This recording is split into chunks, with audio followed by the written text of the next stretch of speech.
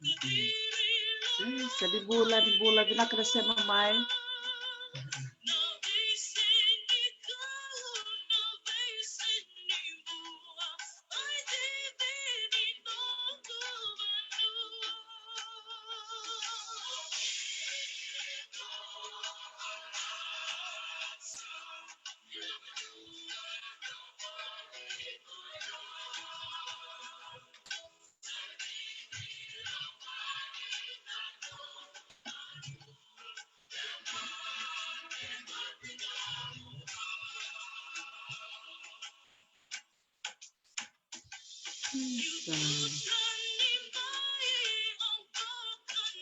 Bulu melo toka. Bulu melandi.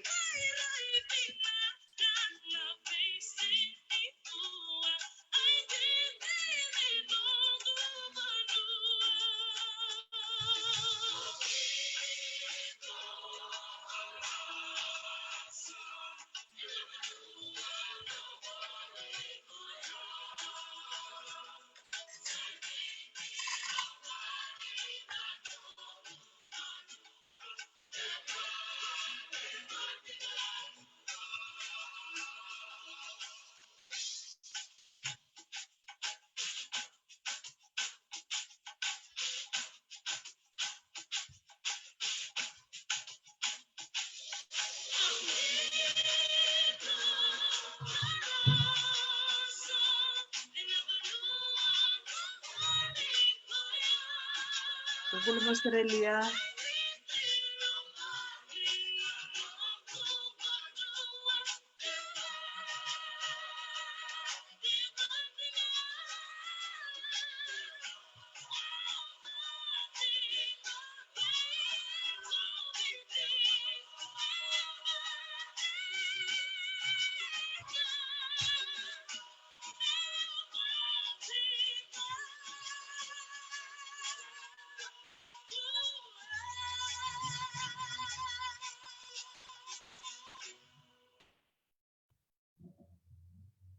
Isa vinaka valevu na siama tiku mai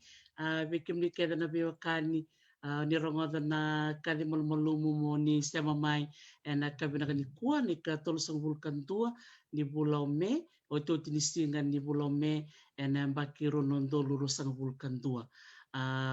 tamaro taka ni ngona Indonesia na bendambe bata na kabini kua o titiko na walu na tin katola miniti mai viti na marotaka ni ngondo na yaua ni betala noa kerto na mati laulawa ni Ben's Kitchen sen na valni kuro ni ratu beni tuibono levu kito marotak sarva ke levu na mati laulawa ni tala noa Dr. T mai Hawaii ni rau ni kito vito konitiko wana dorbo ni butia rewango nona tak sar cukup aku na tambana ni bisinisi ni ngoni toke bakatel ngakina na bakasanga bakadortiko na bibanu so me viti na marotaka na madosauti kro me vitano kini ki meroni lewesi rebalita ngonelo ni na tewa kapag tiko may inosuri may delkusha yenda marutaka ni may siya mo kwen na nona may baka madalata katiko kwen na nona may siya matiko na bisinisi ni penitu bunulibu yenda marau na kavina ni kwen ni tiko sarangango na kada maliwa na dorobongo sa rongo libu sartiko na dana na buturara ni bakasanga na buturara ni bengarabi mangosa sara baka dortiko na bibano epiti nitaki ni rongo binakatiko na biyo libu ngo ni bitala nongo Hawaii kaketo nitaka ni rambulu binakatiko na bebekani kere na leo ni matabubale era lewe na tiko na bisinisi ngo ni penitu no lewe na Ben's Kitchen sigo binakani kuera tiko bolingo na kada maliwa so sama baka itabi kara tiko na bisinisi ngo estuba sama tiko mekino penitu no lewe na turanga ngo kwe tiko buna na bisinisi ngo tumani kwa talitik ngo William na rongo na may indo talitik nga na baka madala ngo berto na branches suba oti sa tona ngolean na taun rere to toko korbo tiko mikiran ko Sylvia Scott na wasiatal tunga mo ko na non itala no mai korbo to sana ngolean ba na sa bakara enandi sema tiko mikino fina wanga mataika tuna ngwale sarani ba elo toka o mereabi sorowale ngoto sana bakam bula sara verto ya tuna tiko busar manda be peni tibo no levu rere ndo maka menda bakam bula sara manda wa me kinda bakikenda kamenda baka bini binak sara ngabaka lewe ratu beni na yang bakin tua ni maro teki tiko ni kena teki bu na wal ni kurongo na Ben's Kitchen buri binaka kai ini mulu binaka na dorong mai siapa mai na program di Dr. T sel maram na kainungu tuma dan baru ni mau teki au na baka binak tak mentangan na kaluli bungo na biboro taki na suliti uriau na kawa rau kini biau na nyalo binaka kira kini biau mau wasiki na nunggu nakasa bakal matiku kinda kalumur wasiat tali bertuna tadingu bertuna ngadingu kanggo tu malibani bolin na balik kurung na Ben's Kitchen na tangu ngayang sa pamagal kinokay na tangu peni tu punya lebu au ngani butia rea monera au wasuni budi toka mai te lebu penaka nak vale bupeni au kila ni semer ni tona tawir me erto babi kile tikir to na boni no mutimi kera mandanga ni oni bak madalata ni maro tikitingo na yang bakin tua ni no muni bisnis ro ni oni bak madalata nga na kene tikitike bu me dav me ngoni kwa na buno saya tiku kina na no muni bengara naka na balik kurung na Ben's Kitchen atau yung ngayon ni dona flat sa kanilinga bakau sa pamagal te coaching dona ngona no interview ke kemni talisi awati hubunga ban dona rumulai lai tiga hubunga kinika nanunggu ulteki kakana tiga ngambil bakau sa pamagal te coaching dona ngona awati hubunga nan dola na pek lako sama ibitu nan dola leitin karua to sa sarana bisnis sarana bailiu me bakando tukuna nunggu nau ron gumbu nindu esa bakalunga tegiku muka ni o ya dongekia to boleh mo na sere kama wasia ni metalan rondo yo au bakamu ratingan me bakasala me ron nunggu ngase nunggu tutun gumbo au maniu tarangir to nunggu tokani ngo senior to kabo via usia bulan via waktu nunggu tokani to melewana tigo na balik kurungo kita susu batang arto nang pamagal tikito iyo kita susu batang merewai beba kaun satu kuno darungnya nindar mo na sa sunguna rewai rum tumbulan ngona ya kita beba kazalaki dan otomatik di buru-buru rum men tabni ko di rabe kita me kita nanduri me kita na tukuni alumbula di kita ran rawat talangan beka rawat tu ran kan na dia sirna bulan kita talangan ngoni rewai kita rawat baruna benak sabi nako wale bukai sana to butanga kini pos rewai sa rewai nga totoka wakawati nako wakale rewai and marota ka dinda rongada na vekanto rawata dir sarangala ka tukuna bungo ngona dan rongada tuna rewai sa sana ngona bakanto kurkur tu lunda sia bakamenta ndo tani tuna nonda tu bakini rai yango ndo bakan dina bula na vekanto na takabani kumanto mai wasea na nong do italan no rong binaka nakabale bukai peni goto sarangwali sar be biliami ke wasea mati kumengo ranioni sara kamena no muni wani telefoni muni bakamatal tike muni manta vekenta kerker biliami iyo ni bola binaka na lewi bici o kibni na barong cumai penotani obe torno nongo mo babin binaka ngabi kemnikai mo sulia mai biketo na opportunity ngo me kitorin mai interview kina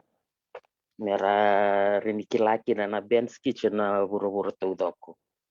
Naka ya ungana ya tango vile ame kami da seni mami na rongo. Na ngone ni vatalea na kaselea kakandabu na marama na tinangu na marama ni Solomoni Wailoku. Keto nanongo matabu valeo keto leono kede ortona matavitadini oya ngone tundu aberto kede na leono ya. Na tunggu tamangu sama ile angatoka na chini na ambaki sa ochi chinango ngasa ambula di Kongo. Naka nakavali sara kenongo biliame nakavali buna nomu babi kiliteki kemni mai weekend na signi kuwa ngoni sema sara chuk maybe ngoi kai siya masarchunga ningo na vuno ngato ya busarangaki na Ben's Kitchen na vale sarangato ya kinopeni. Vinaka tutoko bakawit vinaka vali kai vinaka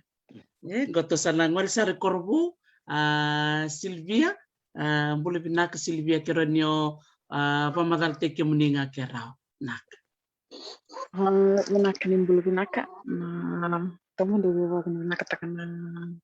vinaka teke muni maramuneta na vukuni nomni suleto nomni ngona kena nomni vata vinaka gua meron kitu me tukuni kena na bisnis kitu sari di waktu nomni vinaka gua tanga kena vinaka takana kalau na vukuna na vistavi kena na vilita kitu kena ni tumbulan bisina kena ni kiri waktu ni bisnis. Eu nadangu ngau Mary Sylvia Scott. Au turanga na tamagu na turanga ni loma. Au wasunga ni loma ni koro burua sa kasa taileu. Au wakawati tikwe nana no na mena taileu.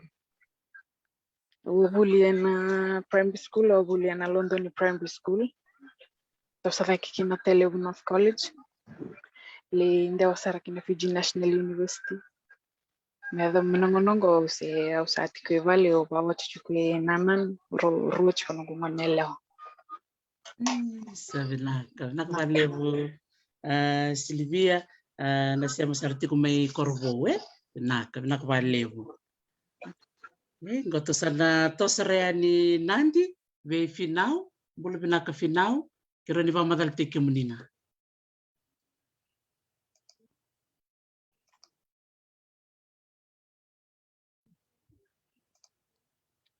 Rongan yung unmute teke muni finau nuguleo.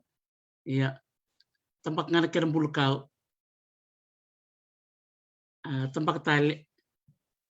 Iya, don. Naka nimbul lebih nak kena sar-sar cuma nambung ni kuah. Toman dah be waka bibinak taki kami dokter ti nanom ni sulit na opportunity we kita yang dua begitu interview nambung binak ni kuah na batu batombo. Nova magal taki umanda na yang go final mateka au waneleo ni sawi yake ngau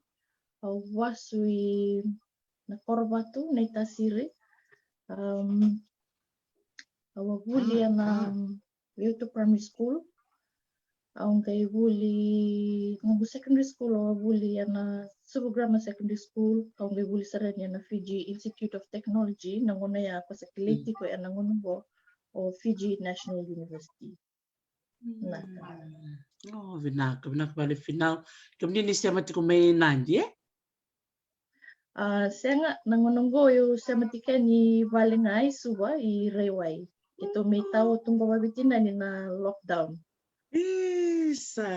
okay. Enquanto siya mati kumay Reway. Doon vinaka. Okay, vinaka balik sa final. Naka, goto sarang wali sarang nilaw toka vi mereavi. Bulu vinaka mereavi.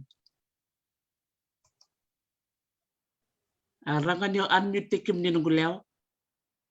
Naka tambak tal na kaya ng bulkaw. Unmute. Dono. Naka. Dimbula vinaka maramakai na utomada ubeba vinaka na kaluli ungo na vivaruta kina singa vinaka ni kuwa ena lo mnimbisi nisi vinaka ungo na kena mito manitiko na lamani rumah na bulan na gumeduru manalang bisnis yongo.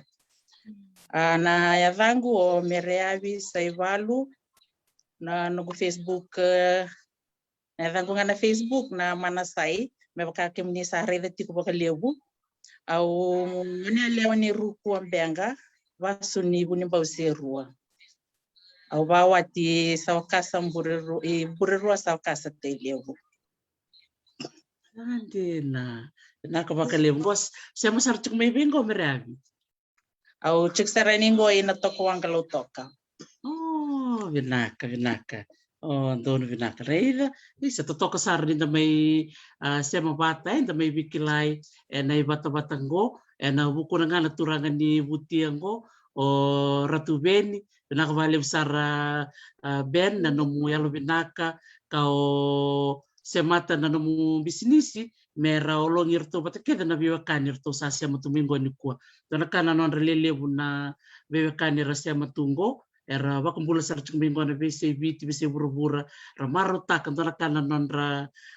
bakabini binakatak chumay na vital nongko sa ngol sar chukan ngo na bakumbula bikem do to ko binaka. Ngoni to sa may bikilirango to sana dawiren na bidinatarwa sa bakoten bikemundo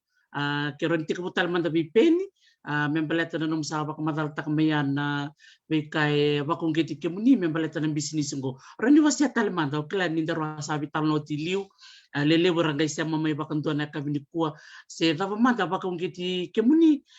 peni muni ti kabunan na tambanang gua ni bakasanga anong gay career to talanga na mulyo ni timi merto rani wasya talanga may se daw endo bakabuna mundo talita kana bakasanga ti kabumunta bakadaw ker kai muti kubuna may napitalan. Nakakai, may baka nguruto ko na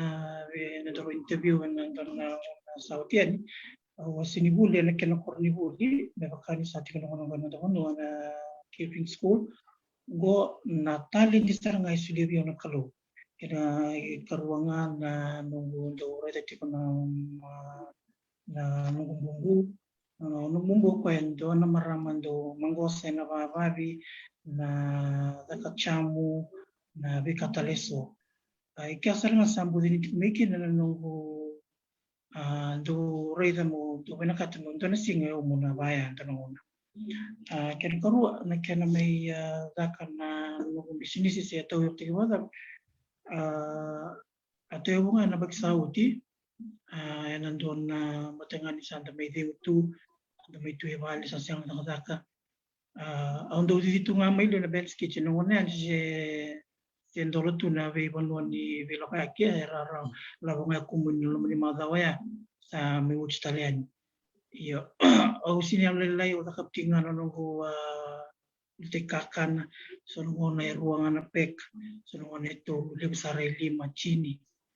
Iya sar ni tuno nung kananaw ni Indonesia nga sa may rambayle o ng bisnis kung may wasiti ko bato na nung itokan o to sa may rediti ko na kinabinaka tos chicken ng bula nangunan rin-ring wak ito wabili na ako nakalo ni kito sinibakila ng rin-ring wak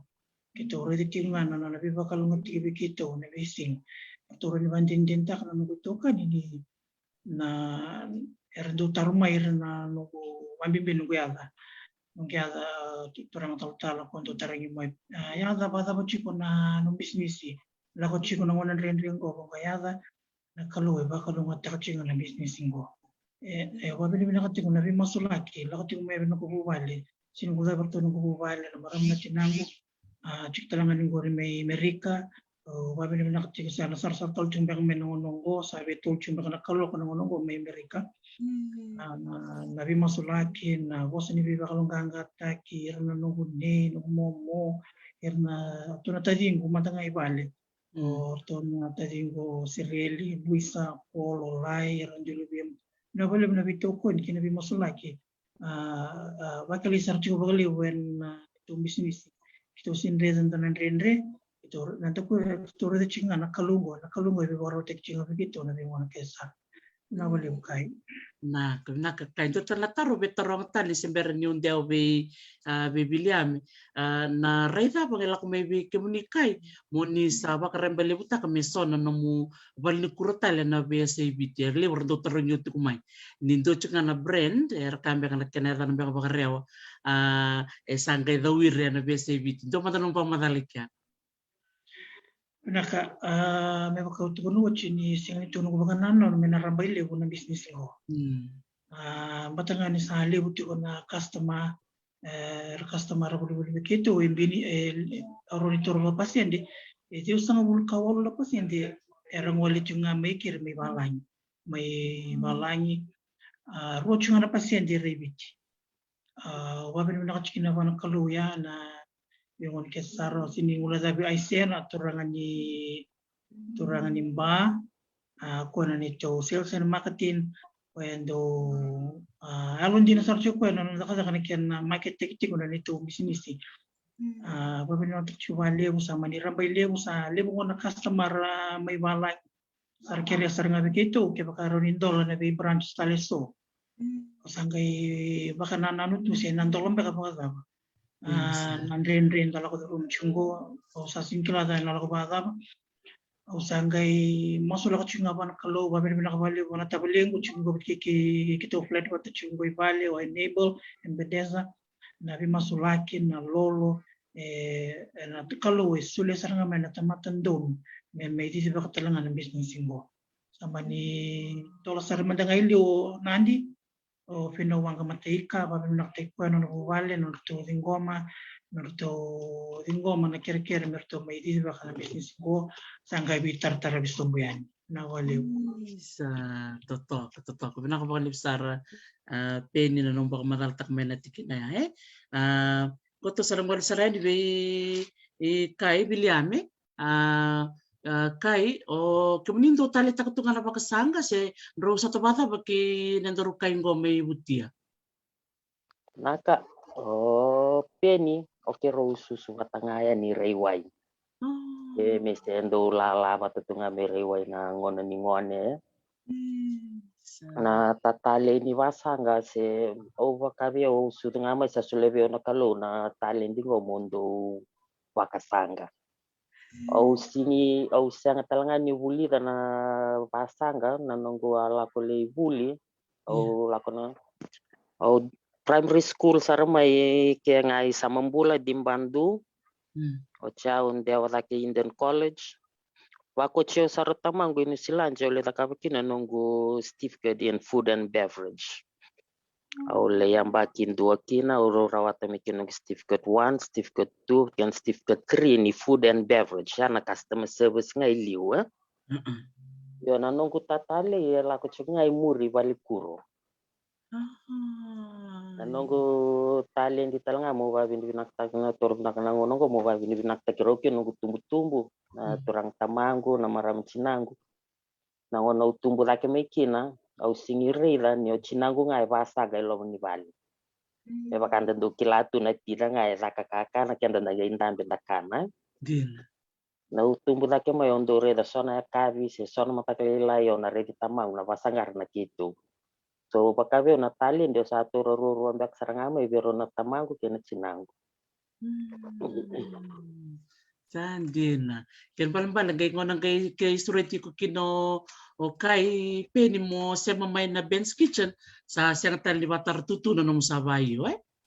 sabayo sarangani sa kilani sa chikorawi o nakango usaban do na opportunity nakango mo nang showcase takakin nakananong tali ndi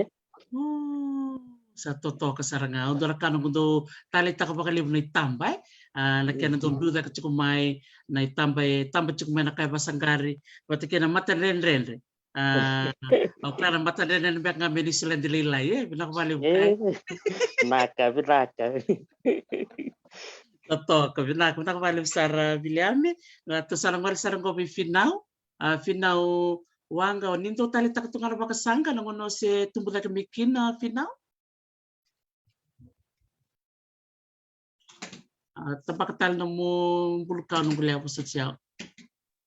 doon naka na basta sanga ureka kami binatur na maraman na tinago maraman do wasang utok na maramna tinanggung bala tambak ni marama may dolo leo diskusi mo to ira au babi ni naksarkin bale bu niu reida mata bu kau katumbero binak na tinanggung na wasanga nanguno eu tubu daki tiku meki na usangindo mbole ya usangindo babuli dia na tinanggung na eteke bu na nunggu wasanga bina wakasanga tebioka tega buna wasaka tebioka na ndalo na raisi sauti sangindo ndenelo na mengi sulewe ya unita bima wasangar na keni zoi au sangi kalasi lima sababu na maram na tina ku miu mangkosa ena wasanga bat kena bingkarabi naktik kwesar kina na nona bibuli balatan ni memori en kina ora sar ningara kin to na matu wale ni da kana songo ni to matu wale o satu mu do bengara kina Toto kasaranga ke bal-bal ngai bisuretia nia o pedi bikim ni me bakat kunoko salak mena na bakasama misandola talento na branch matay saranga o kemuni kembal ngai kerkernya sabayo saranga iyo nangona kero nge mibi bosaki kina ke peni o peni kero atumbu za batalanga me kero sus batanga me rewai kero childhood friends kero ndo bi muribalevu i rewai oti kero lengito bata na yang gitu na volleyball na beach volleyball lebu na ka kero ndo bi murmuri ta ko boli ke peni nangona nge wana nanu ta kino peni sama nanam tak cukup kue mentona dona branch mentola inandi esang sertik nilak mebi kue me nabakanana no yau ya do besar endona singa nanunggung kinggir ngaya ni bi kue o anggir sar ngai ni balat meu nalib ni nunggu mara o ni redeti kuna nona bisnis ni satu na o ngir ti kue sar tu ngamu congratulate kue o kabi ko tadi ngo maro tiki besar bale bu nanu sasanga bale tini kila na niru tumbu daki mai rewai ki mami ngone tumberi mai ka tumbu daki mena punon andre sababu ni nak sarti ko o chou ka servi ko au obet tar wa kasala bi kemni bale tini segiti ko talangan ng bisnis o ya wi dokter ti ayun do baba bi nanu passion na do baba bi keke na cupcakes yun na unity asingite to yo sartingan na ng business yung mandatory orders bina birthday cakes novelty cakes ocho tarok sarong ano ba pen sanga ito po nang ano pen tadi baga ba may kusaba kaya nataka na Ben's Kitchen may nandi branch o sa may ba abo kami nga luto balilay ocho kasarbi ko ay salama mo din ang gori ayo sanga talinde na yan no gufi wakatali nagkanang baby ko ayo trust ko di ko na maroroya na brand go na Ben's Kitchen bati ko kila ng rendre o sa tafumay kero sa mani bibasaki kero sa mani bibasaki sa mani sureti yo sa rokwa ke paro nila may suwa mi kero membosi sa kero may setak sar na plan di kanan dola na Ben's Kitchen sa sulyo ko biyo na menu kakeda na kani sanga ni kakana itu na menu ni Ben's Kitchen. Totok sa totok sar na siya mariway na siya manitumbo ta ke bata mai totok bata kina numero ndong gito bata uklan ya babuta talaga meron ni lewesi na mata sauti na gito volleyball dari na siya manibikile ya sa mentola sartu kino gondo ng business mainland nakabaliw final totok nakabaliw bato sa ngol talen ni Korobo be Silvia ronyo pamataltak manamay na numutali hindi niya makasang senro vital no bakata kay Ratu Ben nakabaliw maramita au nabasag nanunggu abuli may na Virginia National University o turo na kalas yung business wasang ni buli na nabasag tiguhungan ko talita ka nabasag na bimona kaya nindo yata nas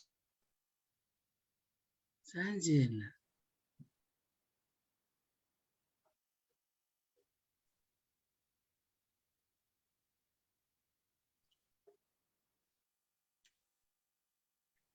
Kalau bebe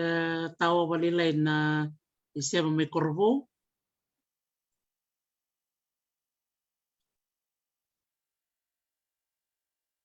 Iya, orang-orang pinakachiko na bitalan no to toko bakawoti na isya may ngoli tiko mayabe biliame to sa ngoli sara na bital no be finau na isya makede ngoli tiko be peni kay na non to tali takatiko rto na bakasanga na bengarabi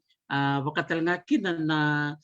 non to baka iyo na kere ni peni iya me kala na kay lista mayo maramanita to sa ngoli sarang ko ilotoka be mereabi ronyo somutal mena taronga wataronga unindo talita ka no bakataba na bakasanga kina ngon sarda ro habital no kin ke beni moni bakayo mendola na branch melotok Lili, gusto siya. oi ayo ya wawa tal magda ma mereabi listal ma de corbo iya tostale Iyo, gay tiku nunggu di rumah na bench kitchen. Awa chiku may lotok ang doon niya nagkianando lang natamba na may lotok ka. Awali bibuka valila may say. O chow salius tal metelio. Aw sami chiku ke sabang karachiku den me dua me bibuka ka natamba ni korbo mendola indua na buli kuitelio. Terus habitan lo que sei, eu sei angai recomendo que eu não sei vi ko am batena turanga na wachin kutal nga ko e we bola na rasan. Libunan songo ni somate songo ni vamo o sandu buki ko bulikina na buku ni rasan. se totoka saranga Kemana kemana duru mana tambana ni dance kitchen. Totoka bawat Terus kembali na ini lagi teni no buku sei nga baduru mo ko na rang balat ni we bola talanga na rasan kana turanga na wachin. Totoka bakawat udi bagna di turangan itar itu tukun talaga menedana Uraya tindam. isa nakabali sa ruraya na nomuni bakasanga orang ada cikun ni totoka tal cikana keni kana nakakana be korbo binaka bakali bikim do na turang biutini na nomro nakabata nakabali maramnita naka iya goto sarang wari sarilo toka merea bikironyo somtal mena taroya membaleta na bakasango o ngona mando do talita kina na bakasaga ni siya nililay kina nomro siya mabata kay pen kironyo unmute nga na nomo computer nak Pinaka Dr. T.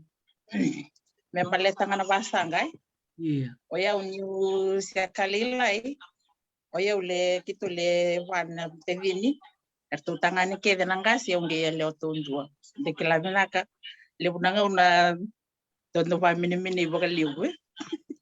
Asa teguro mole na tambani kaya na sarbanua. Au lebunanga una tunga ya mianu. Dikimimitu ya mianu. Nakaka na baru takna na kampanye. Esang setengah ni lebunanga una kimimiti taraki na nabakasanga. Ronondo lucini kali mau resign mai na lakavaka. Au salak mai bali. Au sa mai chukai bali au sa mai vivi baka tono nungu bisnis bakayau. Au sa toso chuku na nungu bisnis. Au ndo tali takana bakasanga. Yo sianga ngani bisnis ni bakasanga. Au sa mai vivi tiku na nungu bisnis. Saya sarana ngauna. Mundo ve muriki na pateke mendo dakana songo bambimbi na songo mena koros na songo ni buwale. Dono kutali andi toya umutu pateke irna chuku balikur na bakasanga. Ronian rasinga chuku pateke irna chuku balikur. Anu do tali taka chuku na bakasanga.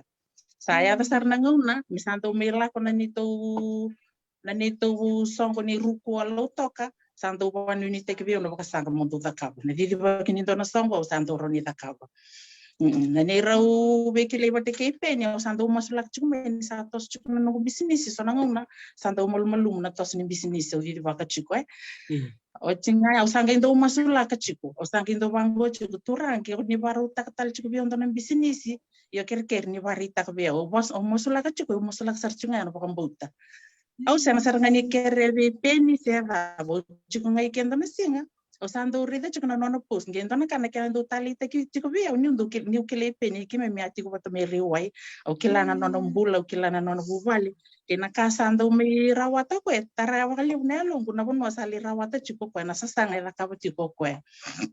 saya besar nanga una undo komen chiko wakali una bitamba kene bitama yo komen chiko ni ken komen dona singa ubukta ka be ko me dona ken ko pasingale una ngolea ni kisuba o tinga ya mani taru nugula ko isuba au satu kun talbi ko peni sa siang tali nona la ko ni suba ko sa ta cancel tak tala na wasingale u bar u penakata mona lekanya yani au chinga ibal dona singa ko me rosare den di sandolo nanti branch o sa kele final ni kimendo tu patanga miriwai sandolo nanti branch ko men sareni dona singa ko na pamba ni final ni komen chukumi kino peni au nge kinda dal dona singa sa ngiru me ke be o peni saka ko ta vingu oi ko sarang tola na branch lo toka oi ko saranga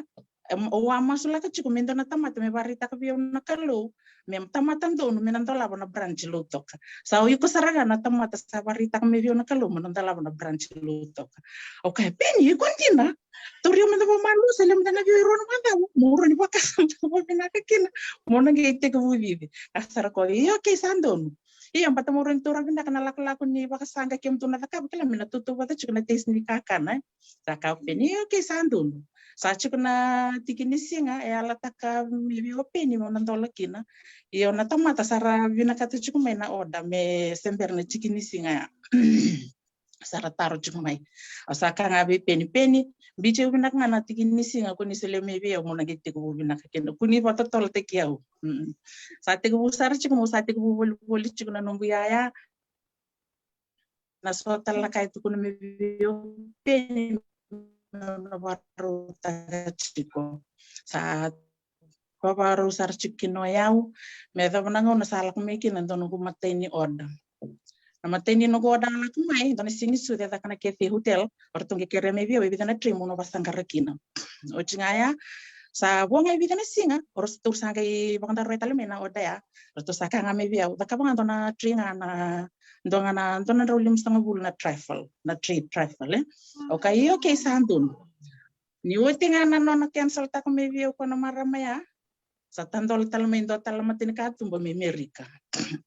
sa tukuna saranga mo ko via o bina kata mi kuna da ka banga wala ngavia una fruit plate bata ke na snacks plate ndonga na sini suzu e wala na robo ka da na ke ni sau sa kanga mo via peni ta vimbo sa ka chiko viko uni kondo yalo lela ini cancel me viko ndona oda e chiko tale sona ka tumba na tandola mo iko sa sivite o sa roya wasel mo tanga teko wasi teko butu bana awasi kita ke butuh mana ilafunguro iko ngai matai ningauna salah ko chikumaya sate ko chikumai vivi mai kona bulango na bulango so saranga biau jina ni meya chingona lockdown jina ni meya chingona lockdown sia chingona kaka au siang saranga ni bakila bali la indona kena iliu au sendo lak chukuna nongu torio ada maina moni titu siti boke lulu era misi ngana nongu oda saya ka chukumenta nongu sa ronga nindona singa ngana nongu oda sa toso chukumai mengo eu sa va pini na chukumenta ke besi nga ke ndo mos lak chukuna ka lotura ni baru tak chunga nongu customer ke muninga na baru tak chunga nongu customer ndun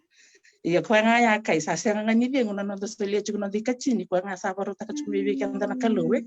rekena ya chukuna customer iyo di nasaranga vinaka pakalem kai sa rong vinakan tina na vitala nongo viva ungeti viva ungeti be kana no mutukun chukumeyani doni chukungona covid tin kaviwa na lockdown lebu sarasiana nakadaka yo tali takabali na fika tukun meyao peni na disa ngabul kona pasende na customers ala chukumi balang kena bu engwali tukumi bit kongani don tamani kalunga to betamer bekem do no bengara bitingona Ben's Kitchen ni rasar tumengo na bebe kani na bese burubura ersa reda na mangosa ni lingamundo o kilai kai sana la kutonga na wata na besina medak nga bakalevu na trifle nga bakalevu na fruit plata kena kasa warotaka na levu nga mena ota vinaka nakavalevu sarakai totok Vinakavalevo, gosto sana ngore sarve na tarotara mo to nilistal bi peni, na taronga nga na tarongo to bendo iso mga may na tarbatanggo kai peni, me bakasatu kun ramaya o kai mereavi na COVID indoni chukko na lockdown o klau loto kong sa tikabutan dola talmay bida na mabono kwa rasong bututu na rendre da pamanda do so tava na buku ni ota ngoleani san sonan rendre talen do so tava do ngai ulam baleta bada banan rendre ya tikabu manda bike muni pen ngai da wirbe to lakana na naka hunwai Pagkangalan ng militaro na rendre da ko rumah Tumandan babin na nakatachula kaluta lang ako ni matin tumbo sama indong dolotal na bi unwa tatusong para sumutu na kuno kim tamun loko ba nungo sa tandolotal yung rende nga kitulog sa rumah sa nuna may bakani lang menawat may balangi dan lain tun na store akasa da buto chomeroni yan na interview kay muni dan alak mo matakulin na market dali babarota kamay na nang na yaya sina kamen dan may bakaruta kami beratun ng doota na empay sampai nga nung una ya punong ito sa tukin darakan ken na rende bikito mantanga ba kilan ken rende dan line to so nung una sa advice tekir na bakasala tekir na nito customer di pinakadag na bakot tingamay mantangamay ban na Western Union sa Manigram yan ang unang ko matanga matchim da nga yan na mentally line to mataka so nung kim do gather na wala ko na line sa CBT tanto na unay na don media kin kaya karombek nga wala lang tayo touch kaya na lini teaming ko nung teaming ni Ben's Kitchen so nung nakito sando bibiri nga kaya pakasyangan na tormanda na patieta na nito nung lumaninong branch nang giribirto chingon do nito chat group kito ndo bi wasikin kaya pakaching may kana patieta rin po nga may na boda itong galipik nga na boda so nung salva ya wabi ni nakatakot ko na kalunggo ni sulit ko na buko kina lumatua na roach kina bikito mikito taka bata chiko orin tukuli kaya nguan do na matitiminganga sulit bikito view manang kalunggo ron titi bakakin na business ko o wabi ni nakaching akin na kalo na verto na ulit kimi no tondo bubal hindi ko chinrito ndo wito ko ni verto na ulit tim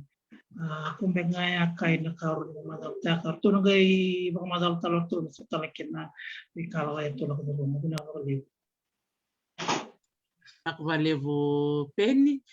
tonongol sargo bi kay Biliame nandendre da kayo ndo sa tava na numubing garabiti ko nang nandendre ndo sa tava chingo ngun sala da ba ulom baletek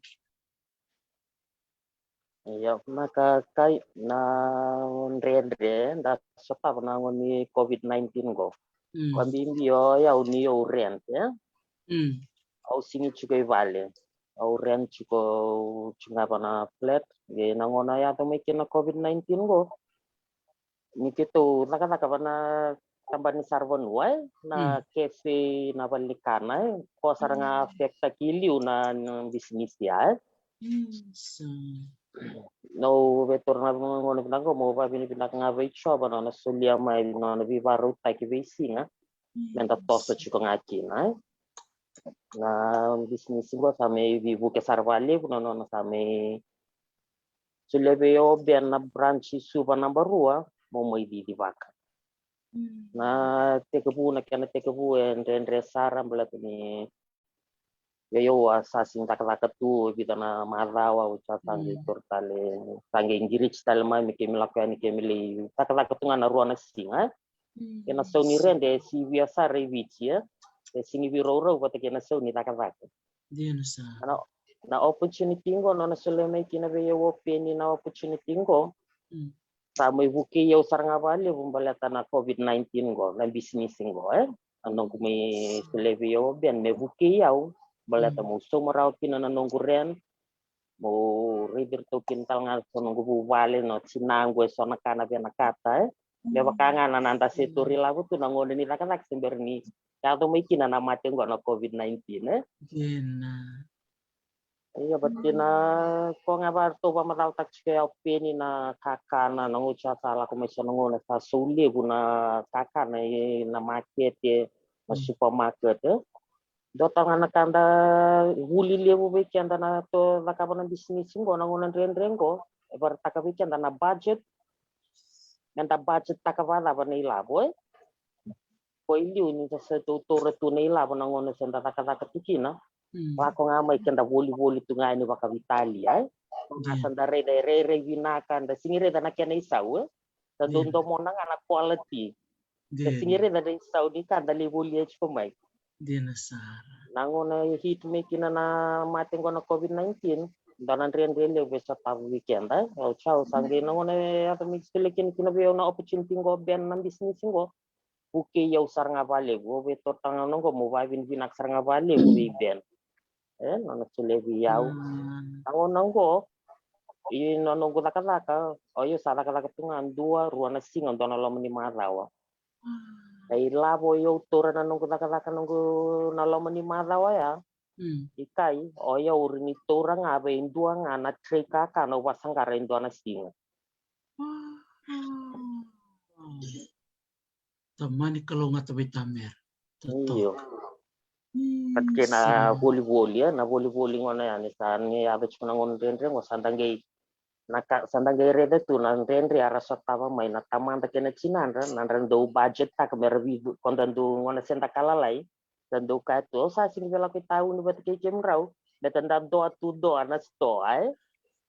nango sa dege kila na kara do taka chiko ira merare da chiko ko ibe ya saulei lai mengai voli Jira sara. Tada kay may bakilang ko kianda. Ya karon dele le bunda mi sataba kina yo kiando talanga na huli le bu kianda. Na kiana ato may na matingo. Au kay may overcome taka ngaya. Nanenta overcome taka na rendre le bu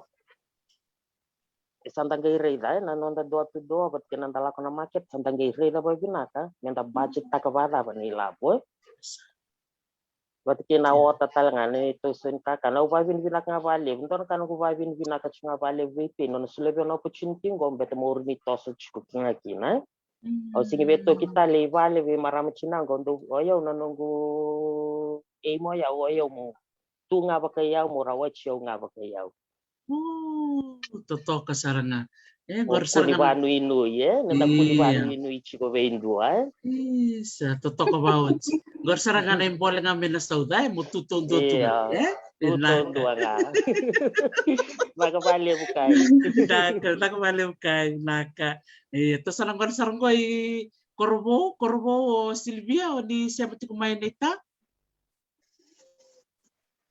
O tinga Corvo to ngal sarbe final to kay ngal sarbe merea bilotok. Okay, Mai. Nakala meremeka. Oya usinge ruchingan bana mada onugu guru na business ngovi ben. Ruchingan guru na mada onugu takubuchana Ben's Kitchen. Ani ada menang-menang sembar ni dono oten rasa enggak usah tur chungan godin chungan oten birthday cakes.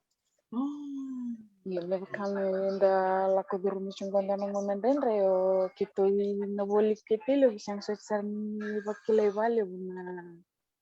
momenten re lako guru chungan betan da tinggal nakor sang semua vale sang semua kakam. Iya na naman ni bababi lebo chuka na wote ngole chuka yani neta. Iyo lebo sakna wote ngole chuka mai lebo servata taro chuka mai na bugni so mi kakana kena so mi cake. Totok bitsa nga gora lebo taro chuka mengo bekem ni na chuka mai Corvo kena sa sabak Londoni kaya ni pinakata na wote sa tunggo na naman ni doni bakasanggan doni bababi. Teman terus di pamadala Silvia.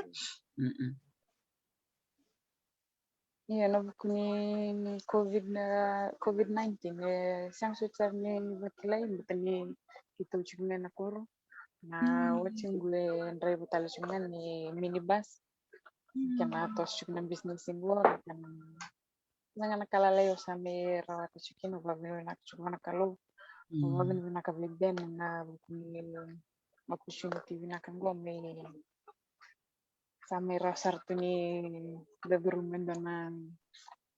tamban business sa may kilele sa rebichi sale ya besar sa kilele buru-buru Nasara binaka balik sara naita dona wawasi binako ni tabuta mayai bikem dona cik menaboli kitiliw ni siyang sudsar ni bakilay ni liwikem ni o ni bulang amen ng gele na titing dona kabaya and the bonggit sar nga kinay bikem dona barong tipayan meta bakay ngatakan na ng gele binaka talaga na bi tokwen may biturang awati mo ni Silvia. Benak balik sara neta na nomni wasiamay na ulutang ya benak balik. Ito sarang gobi final kero nito nung bako matalan tikinan ng rendre tabo ni sa taba final.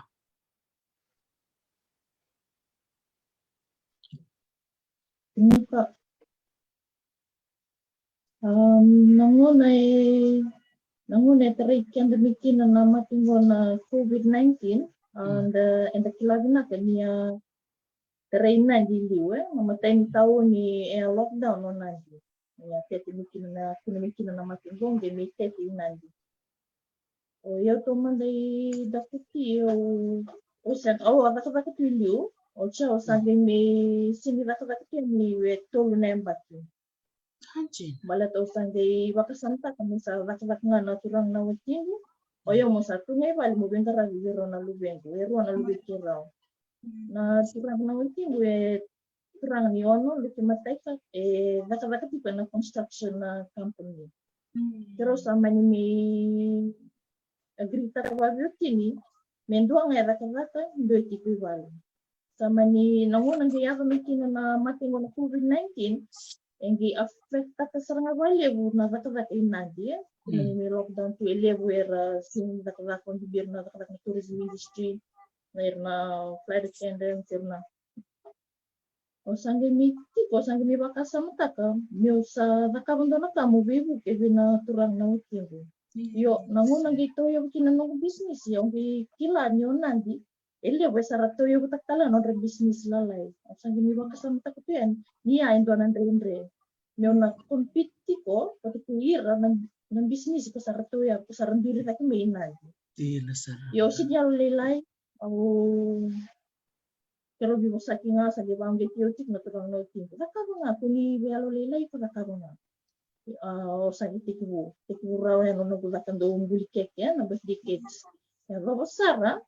nakyan tantolo biyo na matin ka tumba no sa silbi ya wapini na opportunity meu mindolo ko na mateni branch on di branch.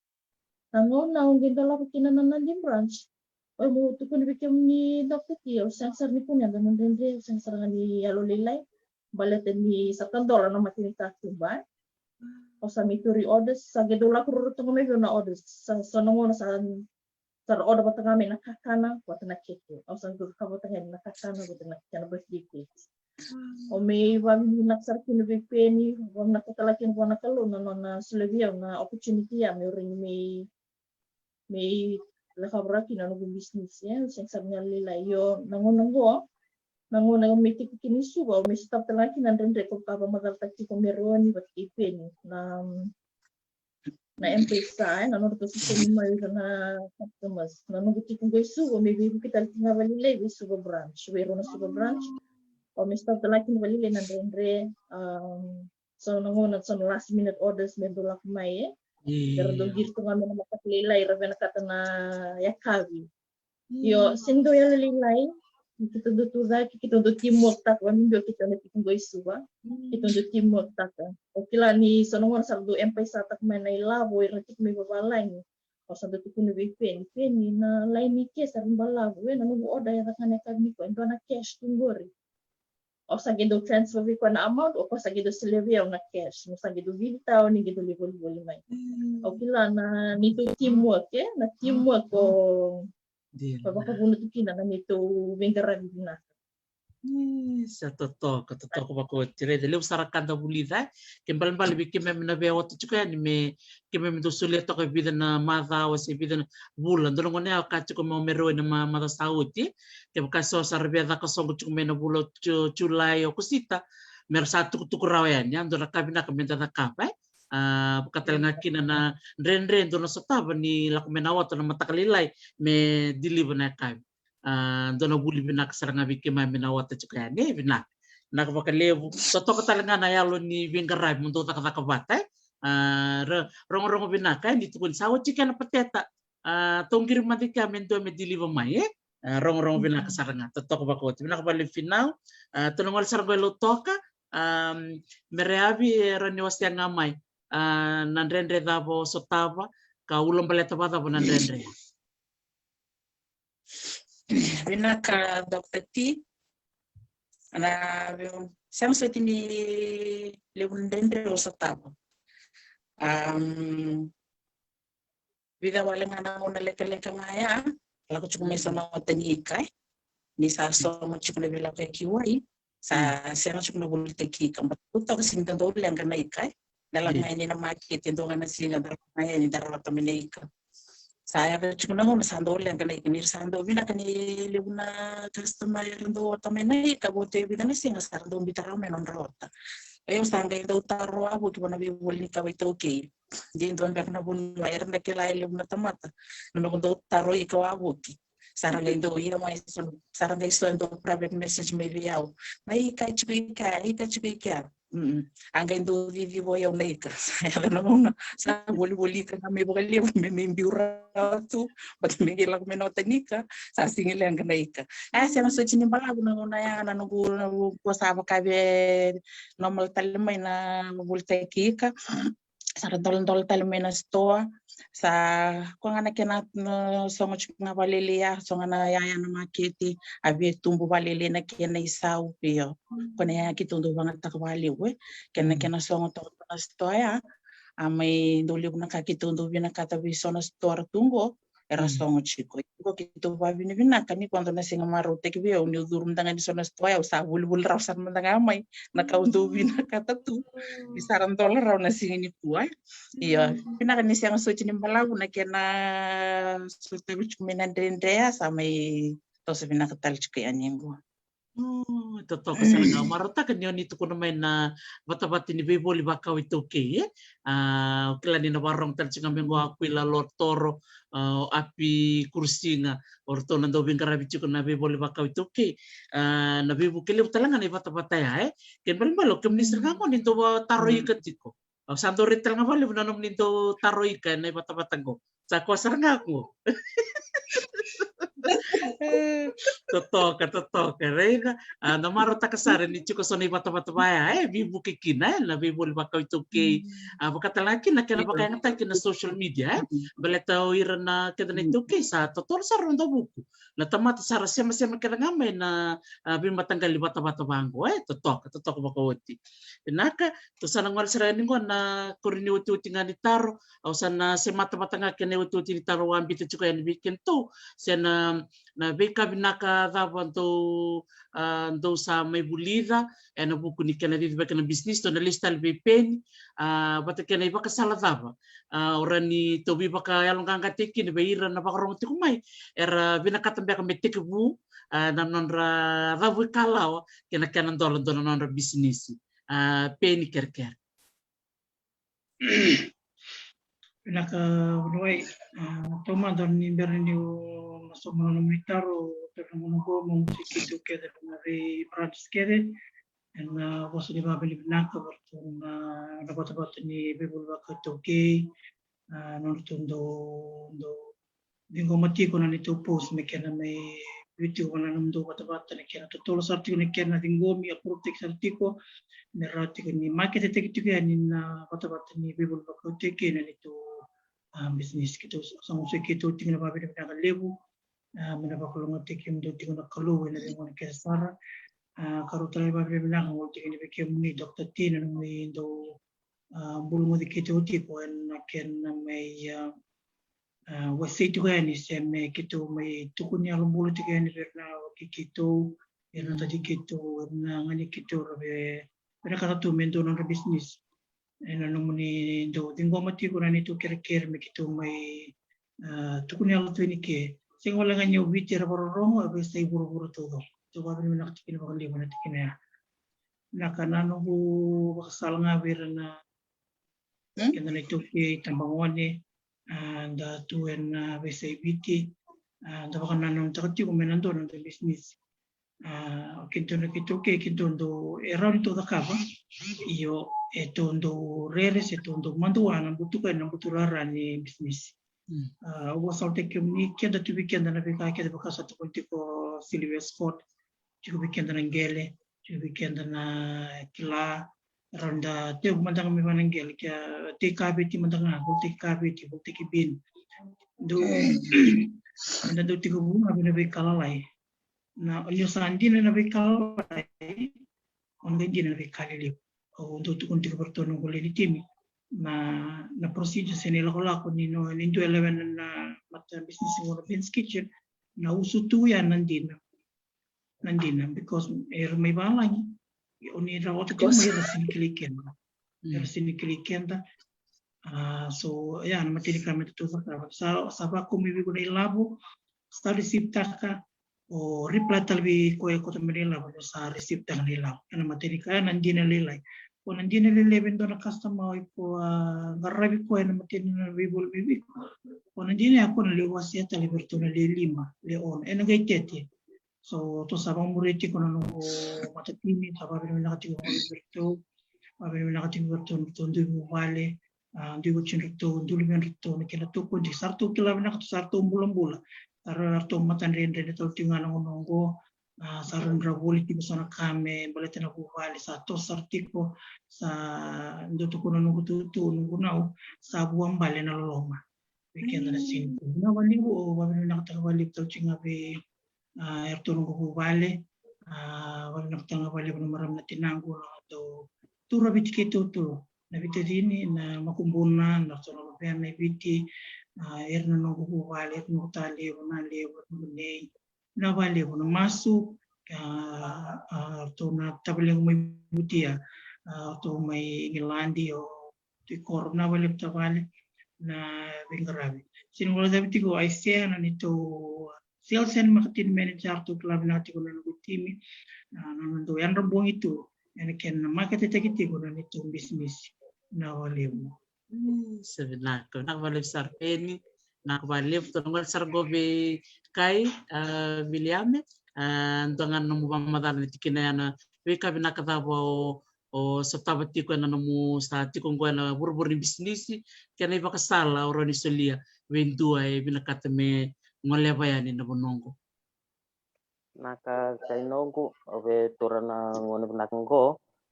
matai mau babin binaka be job na sulebi na opportunity kan karua be penye na sulebi na opportunity ngo na business ngo mo mai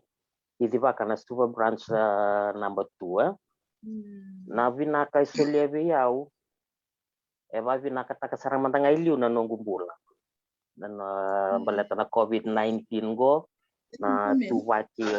o may tuki na nangone hit kina na matingo na nanta biuta kazaka nga sol may biyaw na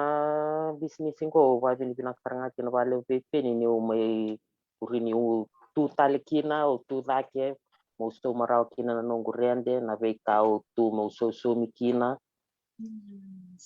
na kana vinaka biyaw na business yongo Makana dotal nga nakay bita may tumba biyaw na talent do tu biyaw mo ngay may barata kina nyoyo ndo bita tu ngay lo mo ndo wasang tu ngay bal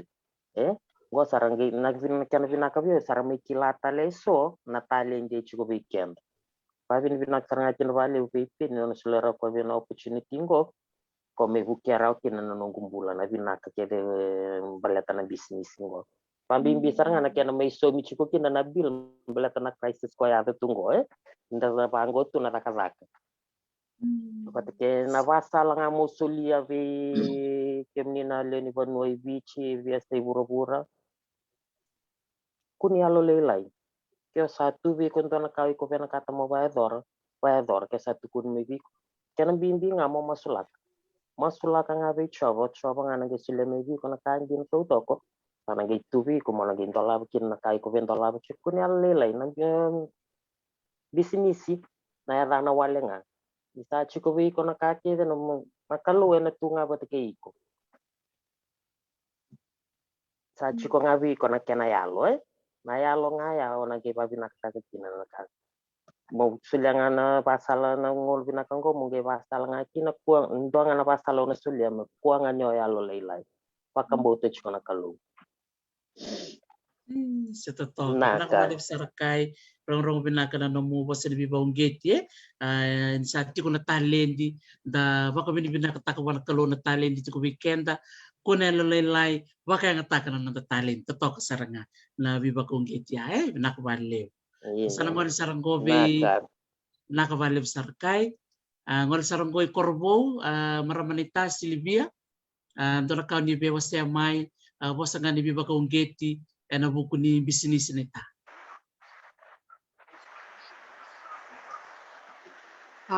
Binakabale bimaraman itu. Ya, obendongan bu talon wana ya kayak binakende. Mado saúde na Singapura ya wa kiro chumi baru itu na metal ni koru. Kiro singi baru dulu sarjana dan supermarket ni kiro beli. Dona mara masa taraya itu. Nona turya namis turya sarmu ko kemi ni di baku cuma tambanan ni dance kitchen koru sekian sareni yo. Saka saranga mo tuh. Oyo biar udah tak dona keke, gua ngai labu. O siang mantangan iki lah sudah dia nama ramang go. Nona nana benita lewan lo siang iki lah cukup. Oke sasuli lingan benai labu. Salah ko sator tu nela bu sange babak kasama tu sana maramba kami bengko. Ya mesti ngobarwe ya dumi bale ongiri ci aisia ongiri birope ni subu mutarengero servo monitor rendono odela kweni la kweni tele me tukuneni biro isu bange mi solinga ke bionela asa terengero tu saben der baksa tukun mo aisia asia ngasing gana odeni korbu kita toro sange mi biri kita nong bakasam sanga mi ukila soli na maramea. Nia tapi serangan menamatakan niku anak kaya nia turi niku ya tapi serangan menamatakan lele niku sange message tak mau kau na pun na kau yang nikin na kaya sange taruin kau kemi nada pun boleh indele nikek saya nggak begitu kunang ikan na nonra kambuci ko na numu irnanda boli nanda iyo, betul ni rola sorta nasinga, na sorta nga nandela ni vaksuri sa ni rosata.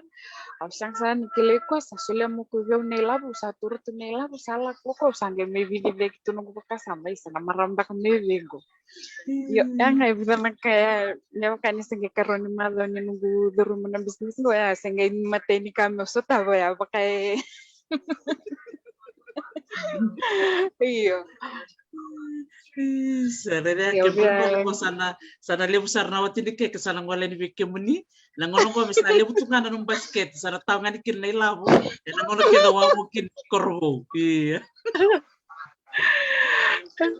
Ini nak kau beri nak ngawi ben na bisini nonando viva ongeti na bosa ni viva andretse na bisina na bisini kana viva chukna bisini na wale na bikamendo laka na kami kuni laka na kami laka ya nunggu basala ngawer ni sar chukna bunyan den kala menda kuni ndo urere ni menda tobole lebuna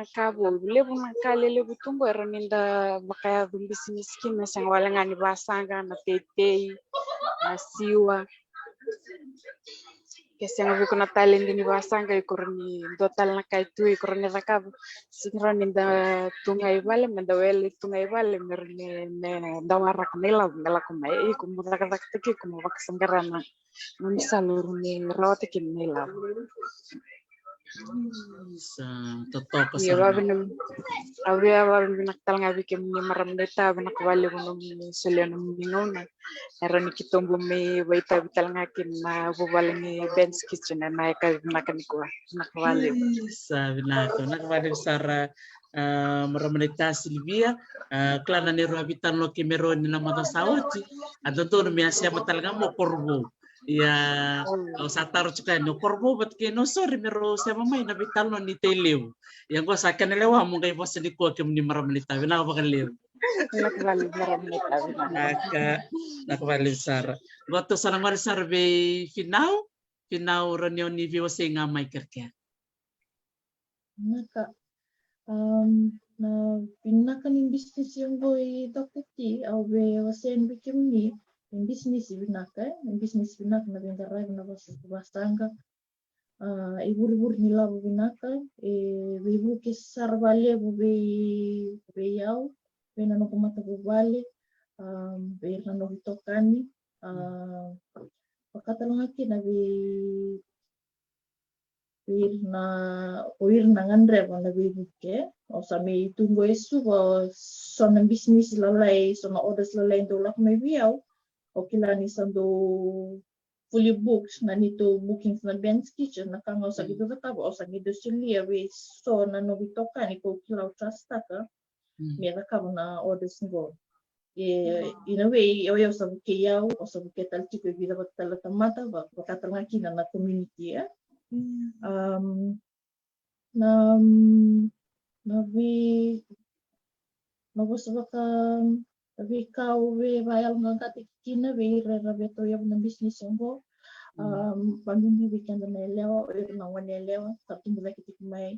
na marama rabeto yang tak na business au wang gitira kandren remen do tikbuwe no bibini dole weekend na waktu tinggal Obe bayal ngangkat ngabi kemi komisabe misawana na nuti community kutak na business ni kurang ni kunigil yang katak na kano wondo rendrengan to tikipo yang tundo na challenge le ubento na tamate ebeto yobutak na business na tikipo ya tikuna wati tingka kina lebu na negative comments na lako merana tukuna ni ikon sinrawat ang go yokyanda raw yung mando sinibulian na business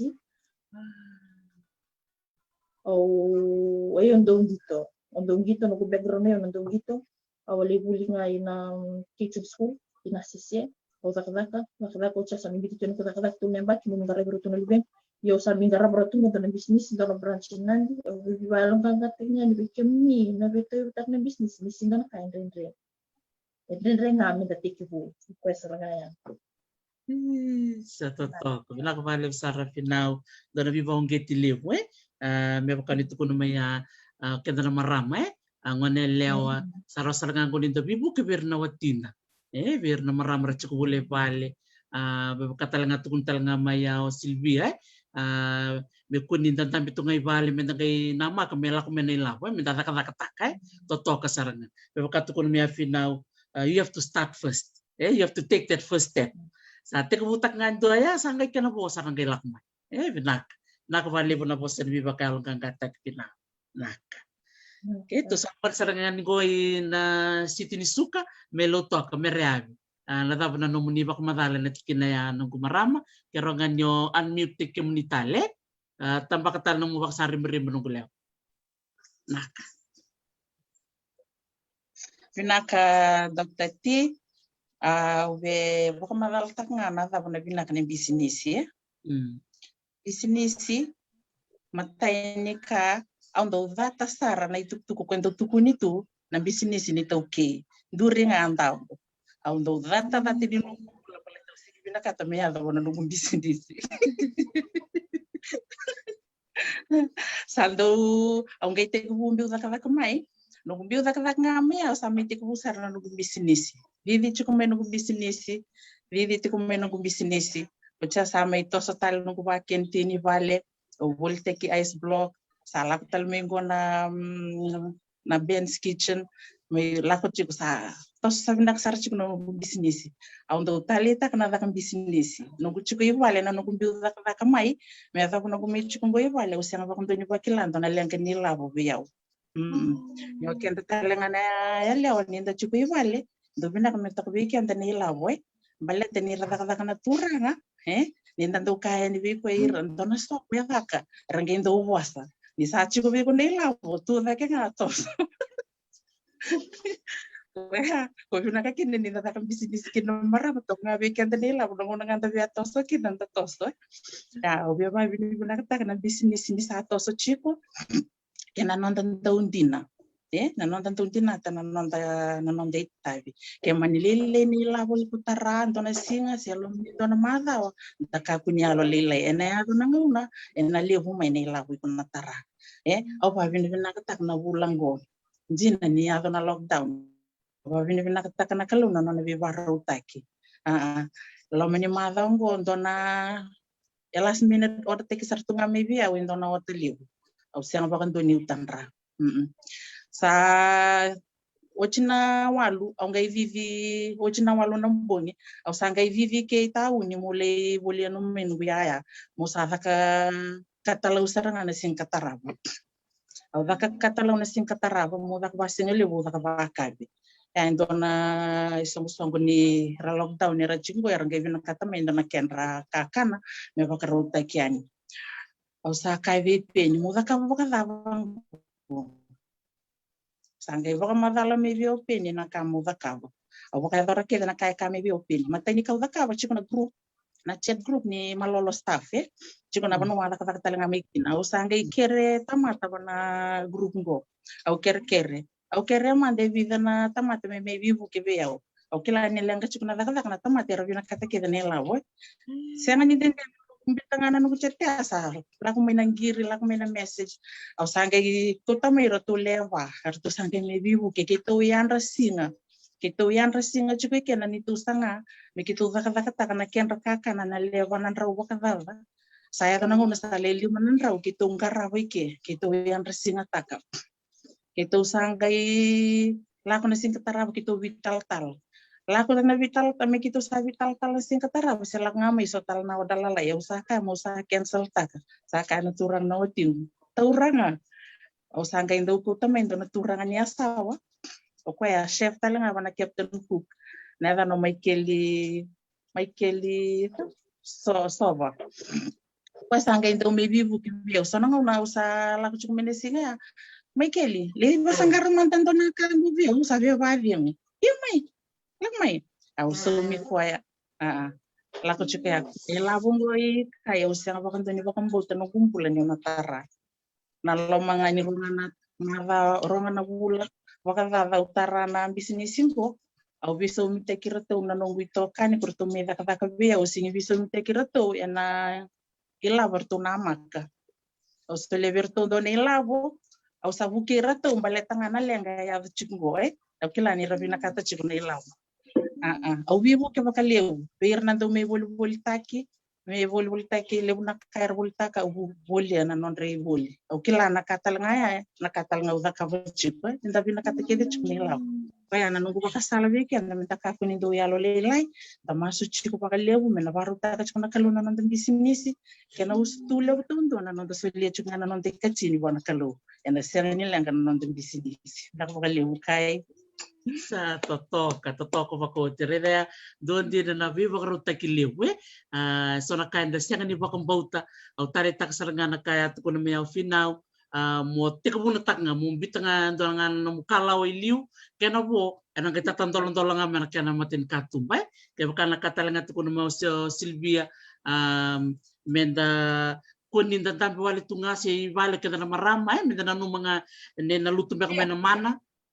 kambimbi menta kata tikenda yani kena kai tu kono me o William ni chiko na nota talendi menta kakuni alo lelai wow sa ke mami maro di na sibita goe donan rau cin kelima na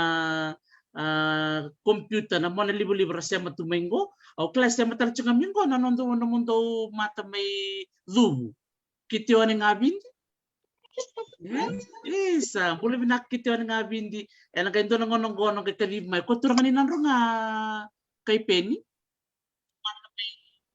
Iya turang ni dubo mengerti aku cikor na branch may nabua may singato kandu singato korua may mba may raki sangga indolo ng bongi may tabua sabu-sabu lebuka Totoka bakawati. Pinakabali besar na namundo may bisya matitiko. Yung kung isa na may dapat nando to bitala no to na kiripeni to na kay dawiri nga kaya bakay tiko indo na kando biya wasya sin dondo biya babi ni binakakina sa kaya nangonong go. Pinakabali pen. Nabali bu bunuai tumanda na kewe kalau sechingan na rokobi na langi-langi minang tondo chingan na kalon sini kuah. Babi nak pikir tu kita cuma mata timi baka bimbi nabali na Londina nabali na marreti kona matutu brand na kena takatiko ko manggos na kakan makarotaki bir na matutu customer siya nando biboli na kena tampa tiko ko manggosa dilibo tiko na kena ngunan dono na vikata lalai taleso do makarotaki nando do bubale na wali besar na we toko ni tiko berto na nando marama na kena garap tiko na ngalai tabi sinor zaptina o nito do bubale andua tonunggu bubale mai butia na wali berto na barong tumba mengo mai lotoka tonunggu tali mai tadi rua na wali na bitoko ni to kedra nunggu nei ewe bana nunggu nei mai butia na wali berto na barong tumba mengo ndo bola naka na wali na bi masulaki nunggu baltalangai nunggu kornibaso mai budi toko mai telebu na walebu na bitoko ni tiko na walebu na bosni biwa ngangataki do ringo mati sing na maramana tinango chumingo Amerika na walebu na ndo bitoko ni na bakasala binaka na bisusu da susu mekina da kilana ndrendre na ndekinde kita da sini yalo lelai enduan uli bondo enduan kami dalam kudurum wala ngayan mulai tenda kunin rendre ya jiko kina na kabinaka sarang at sama itu nunggu anda karun tu puna na wani masu ni tundu yung wale nando yung tunggu na tuita kena buana to sama itu tunggu to sama wasit yung nando yung lebih mundo asar kelati na kena binuka o binuka talaga bi community Dr. Teresi na nando wale na kena do talita kiti ko na nito pinggarabi na nito wata-wata babilang tiktal tingangan ni be aton bibul bakato kita lebong dua na boleh Mr. Tora aku Tora na kena do ding komite ko na nito kerker si mena kena tabagiti ko ni bananong wata-wata na boleh ito sa babi binakati ni boleh may yaw na Bell's Kitchen wabi binakati tingangan ni na ito branch ng gandolongan ng bongi o Mr. Serebi na boleh na Rodina abang buat mata kita survey join me bana Bell's Kitchen ya bos ni kalau ya lili sanding taki lili sakadi lili nga sanding taki waktu nga static ng bana Bell's Kitchen na kalau sarang ending take do sana di bakati ko ng to brand sing ni ko na wali Nako nakabali besar Penny William nakakai nakakai na ngonong ko vetor nga ngonong ko mo pabi ni pinakamantang abale wiki muni na no mo beach keto ta kaya ba na mon libo biara ready keto kedo irna biasa ibura-bura don kan ko babi ni pinakabai kemni kan karo bo babi ni pinakabai Penny ano sulle keto na opportunity ngo mi keto rin mai di ba kemni to business sing ule labi ni to kino nungu buvale maramana chinango nonondo boso bibaya longangata kibiyao mo kunin do sukai mori toso chuko ngai liu morata kede na rendre la ko chuko mai nanda kunin rendre ya na tiku kin na binaka orto kede nandui orona nganengu orto na to kango orto na gaskede biyao babin binaka virto nondo tondo bi masula kitu mai na bisinga singula da virto kin na nungule ni flatmates na puno yo flat kinango ni ngona do la ko mekin na nungu oda orto sarang orto do buke yo valevo to sulebio nangalala lo mani flat ngo mo vita wiria kitu kine ke mo takabat kin na nungu oda ko me dili bayani to sulebio nangalala nangona mo bang takakin na facility lo mani flat so ko be ba bin binak takbale virto asando na vito ko ni le vorto mbite chiko bana business ya o ba bin binakatal nga bale virto na irakeda na kai vadalea nakasalea kakandabu arando vito ko ni tu na masu orto na nungu korni basu na buno basu kina mai koyo iwe loku Vavin vinak todo ko verto na nunggu pasu, verto na nunggu kai, kira-kira nandu ita dingo ya andua. Nakawali. Vinaka, nakawali sarakai, totoka bakote, vinaka, totoka ndina na bito pone, kasiaga ninda ndo babi vinaka vera na tiko da tiko batelo muni vale, ndra kana kana soli mandanga ngalala, sambe ka vera rangole memer me viv pateta ser muskaveti, na baby bukele baya santo na baby bukele sarai, nakawali sarakai, Tonongal sargobe neta Silvia me korbo.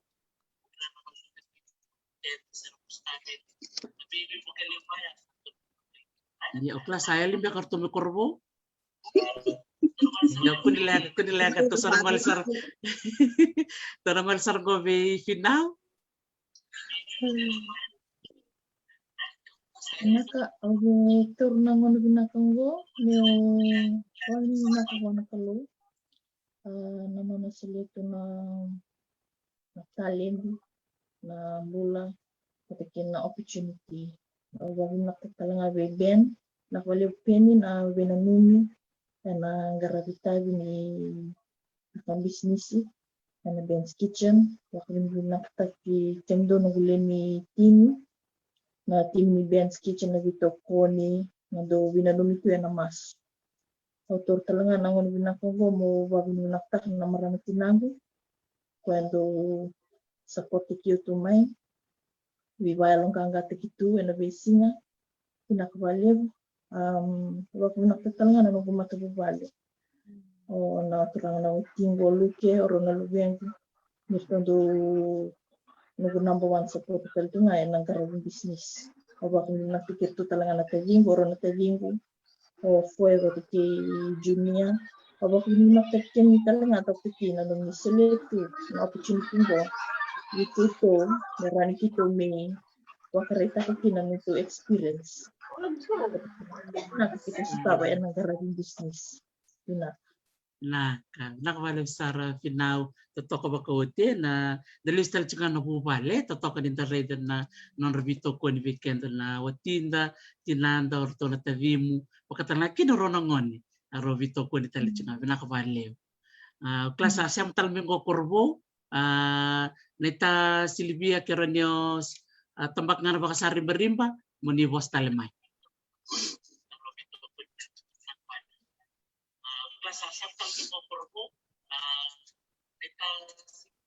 Silvia,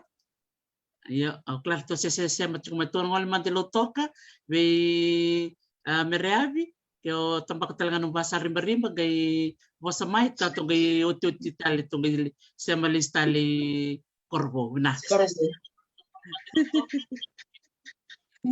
Naka daktati au to nangono binakanggo mo ba binaktak mandangaili na kalumbula na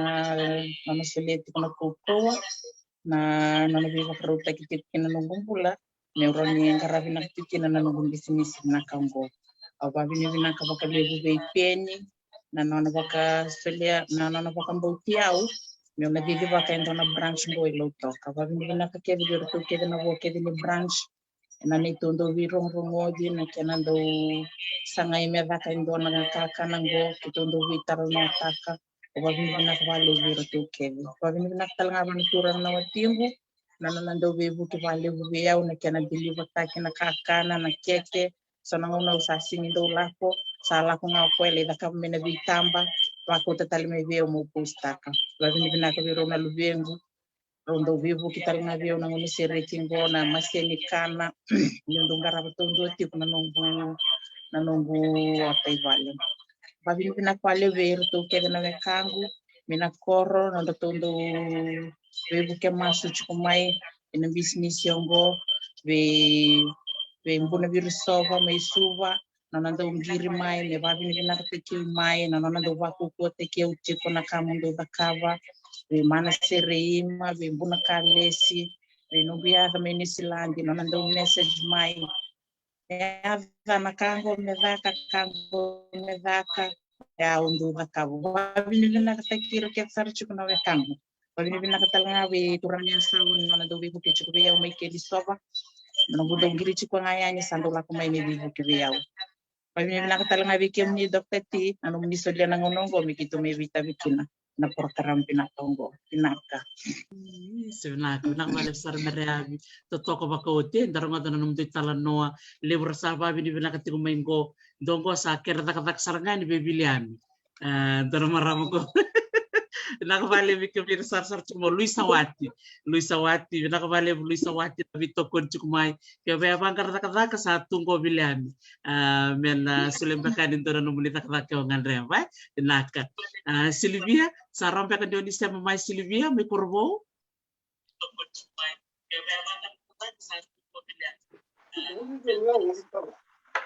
Oke, pas mai Silvia. Binaka. Ayah turun dengan binaka ngomyo, kalau mga bukunin na Gustavi na Varotaki, nandun na nabili tadi kita na nito limbulayan dua na bubale ni Ben's Kitchen na bumili na kami ko. Ayah teman dari baru nakakang na turang na wedding na vitokun. Ini kan may sami tegubita kina video kina business yang Ben's Kitchen. Ya baru na kuvirtu na lin nagubale na kini vimos laki. Na kama sa bingen na kama video kina business na Congo. O via baru na katanga virtu na vitamin meluta kavi sai virtu na nagubale. Yang buku ni viva ungeti kena viva elanggan data kena kan sami guru na wata ni bisnis na Congo. Bukan niwa cek beli meluto kena na to ya bukin na bisnis meluto. Kena ya usaha tutur na kami kina na wale ni kena viva kena bisnis. Ya baru na kangabur no vivamba na bukin lebih besar na message sa sama bingo mencuma na messenger sa bago ni na ketiaw na bikin business ngo na sami video ba kana bingo na ko bago na kalevi ben na kalevi na ni bingo ni ben terus sang sa ni bikilay na buku senga terus sang ni bikilay kina kay ben Waktu kira na kena borto cikana Atau nabo ni branches ni Ben's Kitchen, na kavale na yalo ni nakavakavata, na visoli vakasama na visini, na vinganda ni masu, tundo vimasu laki, wag nakanga vitu ni marami na ita, na vitu ni musulit ni mingaw, na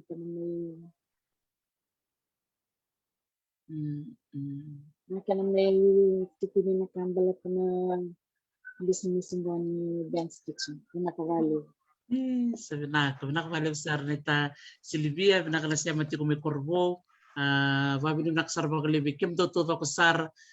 maruta kan sa may pagnanumin ko na matay niyang baki, 1 year anniversary ni business. Wanu ni binaksarain bali bikim do ni natos binaknanum do ben grabe na bula kenang baki satu goy matan. Babi ni binaksarain bali bikim do wanu ni bikim do todo ko saba kemudian ni Hawaii kyo nangay dawi reni biti ngay do nangona to ngelian do to kanang beauty and nona bal ni kay kana kena bali baksango ratu ben melo dala beach. Binakabali sar saba kemudian. Isa nakabali mo do ben